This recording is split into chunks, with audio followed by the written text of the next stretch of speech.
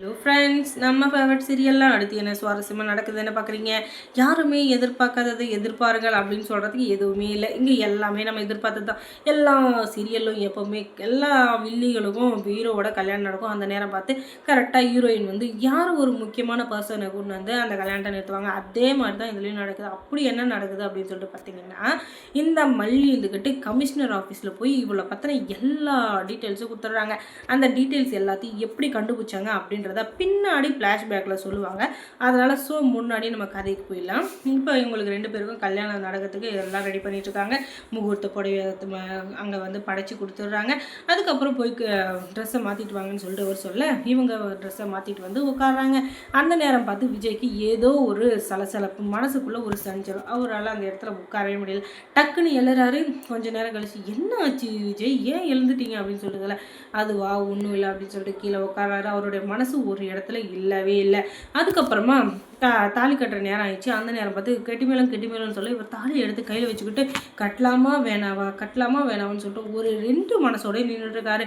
ஆனால் அவரோட மனசு இடம் கொடுக்கல. அதுக்கப்புறம் விஜய் என்ன பண்ணுறீங்க விஜய், தாலியை கட்டுங்க அப்படின்னு சொல்ல அதுக்கப்புறம் சுற்றி இருக்கிற எல்லாரும் நிஷா, கதிரேசன், அதுக்கப்புறம் அந்த ராஜேஸ்வரி எல்லாருமே கட்டு விஜய் கட்டுங்கன்னு சொல்லிட்டு அந்த காதில் தாலியை கட்டுங்கன்னு மட்டும் தான் வருதே தவிர யார் வாயிலிருந்தும் கட்டாதீங்க அப்படின்னு சொல்லிட்டு வரல. ஆனாலும் ஒரு குரல் கணீர் ஒழிக்குது, நிறுத்துங்க அப்படின்னு சொல்லிட்டு. யாரா அது அப்படின்னு சொல்லிட்டு பார்த்தா வேற யாரும் இல்லை, நம்ம மல்லி தான்.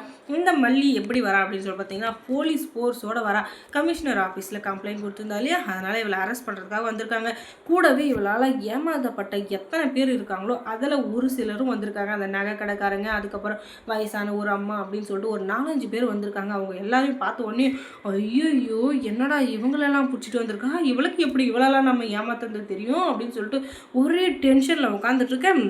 விஜய் கட்டுங்க விஜய் அப்படின்னு சொல்ல அந்த நேரம் பார்த்து இரு மல்லி ஏதோ சொல்ல வரா அப்படின்னு சொல்ல ஐயோ போச்சுடா, அவ்வளோதான், இனிமேல் நமக்கு கல்யாணமும் இல்லை ஒன்றும் இல்லை, ஸ்ட்ரெயிட்டாக மாமியார் வீடு தான். அந்த மாமியார் வீட்டில் போய் டெய்லி களியும் புளியும் சாப்பிட வேண்டியதான் அப்படின்னு சொல்லிட்டு அவளுக்கு தெரிஞ்சு போச்சு.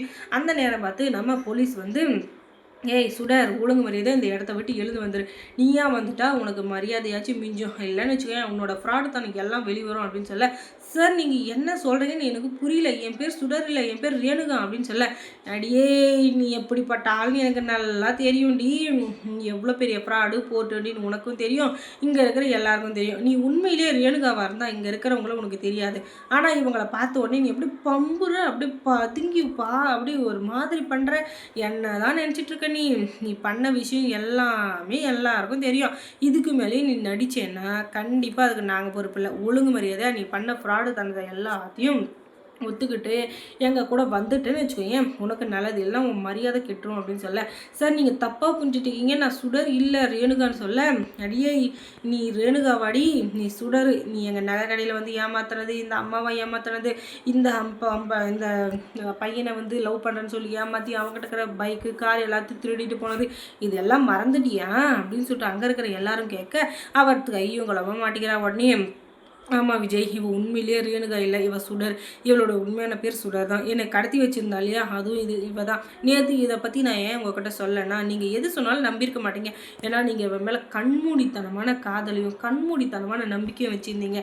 அதனால் இவளை பற்றி நான் எது சொன்னாலும் நீங்கள் நம்ப மாட்டீங்க. அதனால தான் நான் எதையும் சொல்லலை. இப்போவும் நீங்கள் நம்பலைன்னா அதுக்கப்புறம் உங்களை விட பெரிய முட்டாள் வேறு யாரும் இல்லை அப்படின்னு தான் சொல்லணும் அப்படின்னு சொல்ல என்னடா இது பொசுக்குன்னு ஒரே செகண்டில் முட்டாள்னு சொல்லிட்டா அடிப்பாவி நாடி இது அப்படின்னு சொல்லிட்டு நினச்சா வேறு என்னங்க பண்ணுறது, எத்தனை வாட்டி எதை சொன்னாலும் ஏற்றுக்கலைன்னா கடைசியில் அப்படி தானே சொல்லி புரிய வைக்கணும் அப்படின்னு சொல்லிட்டு அடிக்கிற மாட்டை அடித்து கறக்கணும், பாடுற மாட்டை பாடி கறக்கணும்னு சொல்லுவாங்கள்ல, அந்த மாதிரி தான் இந்த விஜய்க்கு எந்த விதத்தில் சொன்னால் புரியுமோ அந்த விதத்தில் சொல்கிறாங்க நம்ம மல்லி. அதுக்கப்புறம் எடியே மல்லி, என்னை கடைசி நேரத்தில் இப்படி கவுத்துட்டல, உன்னை விட மாட்டேன்டி, என்னை எப்படி அசிங்கப்படுத்தி என் கல்யாணத்தை நிறுத்தி என் வாழ்க்கையை இது பண்ண வச்சியோ அதே மாதிரி உன்னையும் நிற்க வைக்கிறேன்டி அப்படின்னு சொல்லிட்டு போடி போ, நீ என்னைக்கு ஜெயிலேருந்து வெளியே வரப்போற, வெளியே வந்ததுக்கப்புறம் இப்படி ஏதாச்சும் நடந்துச்சுன்னா அப்போ பார்த்துக்கலாம் அப்படின்னு சொல்லிட்டு விஜயோட வாழ்க்கையை காப்பாற்றின சந்தோஷத்தில் இருக்காங்க. சுடர் இருந்துக்கிட்டு வருத்தத்தோட ஜெயிலுக்கு போகிறாங்க. இது தாங்க இந்த எபிசோடில் அழகாக முடிஞ்சிருக்கு. அதுக்கப்புறம் மல்லி சீரியலில் என்ன சுவாரஸ்யமாக நடந்திருக்கும், நம்ம மல்லி விஜய்க்கும் ஃபர்ஸ்ட் நைட்டு தான். எத்தனை நாளைக்காக உங்களை பிரித்து வைக்கிறது, இப்படியே பிரித்து வச்சுருந்தா போகிறவங்க வர்றவங்கலாம் நான் கட்டிக்கிறேன்னு விஜயை பங்கு போல தான் ஆரம்பிப்பாங்க. அதனால் இவங்களுக்கு அழகான ஒரு குழந்தை பிறக்க போகுது. அதுதான் அடுத்த எபிசோடும் வரப்போகுது. அதுக்கப்புறம் தேங்க்ஸ் ஃபார் வாட்சிங்.